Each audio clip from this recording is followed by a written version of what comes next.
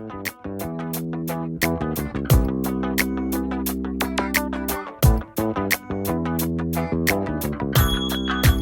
there, good evening, and this is Sunil from MedicoPharma Lecture.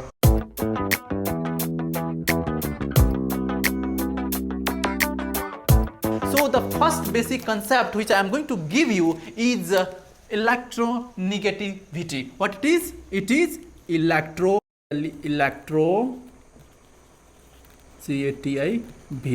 You might have studied these things in 10th, 11th, 12th. Okay? But we will discuss once again. So what is electronegativity?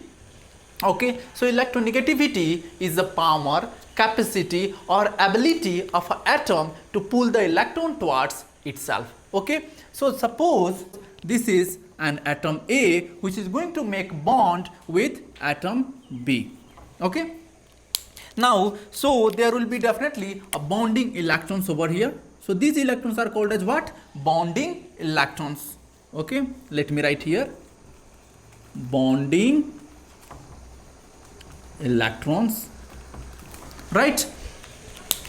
Now if you will see here, this atom A, it is going to pull these electrons, which electron? Bonding electron towards itself with a certain capacity or certain ability or with certain strength. Similarly, B is also going to pull this bonding electron towards itself with certain ability or capacity. So this ability of pulling bonding electron towards itself is called as what? Is called as electronegativity. Understood? And the atoms which are going to pull those bonding electrons, they are called as electronegative atom. So here if you see, suppose this A is more powerful and it is going to pull this bonding electron towards itself slightly. Okay, so same thing I am going to write A and B. Now the bonding electron is shifted slightly towards A, right?